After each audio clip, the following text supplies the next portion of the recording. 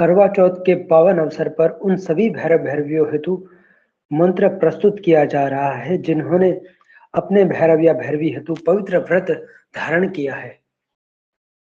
दिन भर इस मंत्र का मानसिक जाप करना श्रेष्ठ है व इसके प्रभाव से पति पत्नी की लंबी आयु के साथ ही धन धान्य व दाम्पत्य सुख आदि की भी प्राप्ति होती है।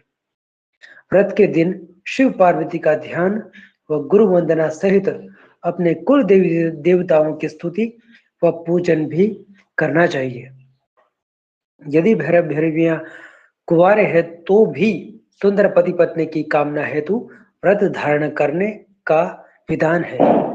यदि आपका विवाह नहीं हुआ है तो आप अपने प्रेमी या प्रेमिका हेतु भी व्रत धारण कर सकते हैं।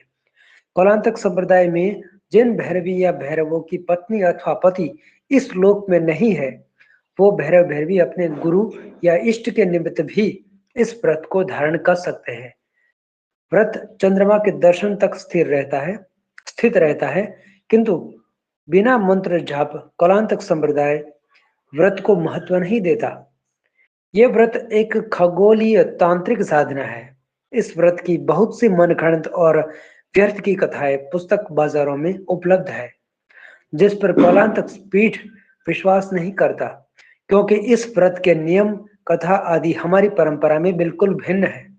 अतः आप मंत्र पूर्वक व्रत को संपन्न करें।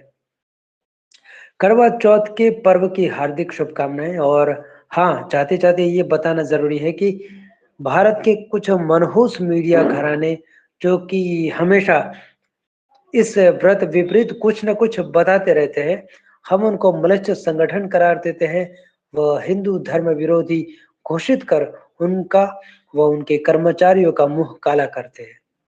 अब ये मंत्र है: ओम ह्रौम श्रीम ऐं ह्रीं सर्व सौभाग्य चक्र स्वामिन्यै नमः। करवा चौथ के संबंध में एक और बात कि क्या पुरुषों को व्रत रखना चाहिए, क्योंकि धर्म ग्रंथों व कथाओं में ऐसा कोई विवरण नहीं मिलता। इसका उत्तर यह है कि करवा चौथ एक खगोलीय मुहूर्त है जिसका प्रयोग स्त्री व पुरुष समान रूप से कर सकते हैं। आम जन व्रत के साधनात्मक पक्ष को नहीं जानते, इस कारण व्रत कर महिलाएं इसे पूर्ण समझ लेती है। हाँ, ये जरूर है कि भक्ति और श्रद्धा में शक्ति होती है तो व्रत फलीभूत हो जाता है, लेकिन इस पर्व विशेष में साधना आवश्यक होती है। साधना से ही सती स्त्रियां बल प्राप्त कर उसका बड़ा भाग पति को सौंपती थी, जो आज भी संभव है साधना द्वारा। जो साधक काल ज्ञान के ज्ञाता है वो जानते हैं कि इस कालखंड में की गई साधना से सर्व सौभाग्य आता है। इस कारण हिमालय के सिद्धों ने व्रत की परंपरा को बढ़ावा दिया।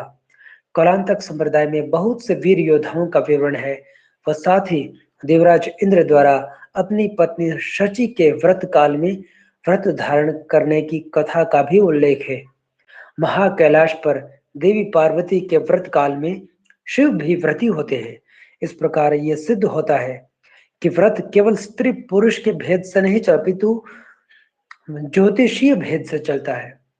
हाँ, पुरुषों के लिए यह व्रत रखना जटिल है उनके स्वभाव के कारण, क्योंकि इस व्रत के नियमों में से कुछ अति आवश्यक है जिनका पालन कभी कभी पुरुषों से नहीं हो पाता।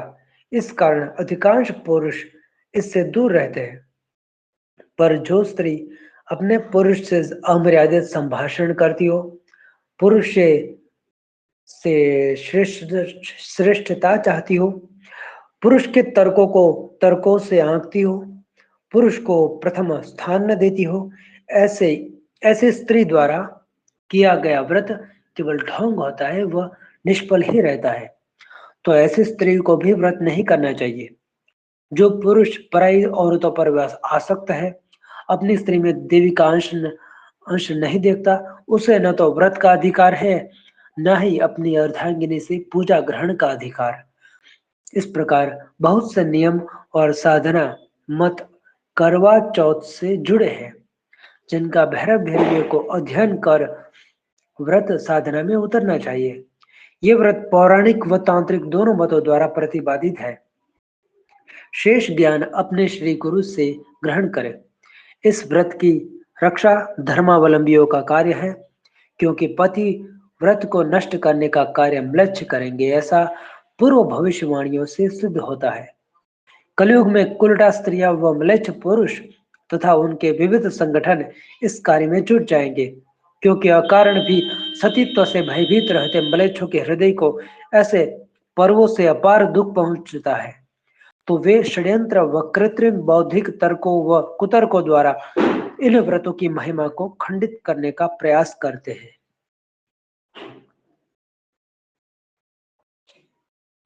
तो आज के लिए इतना ही। ओम नमः शिवाय।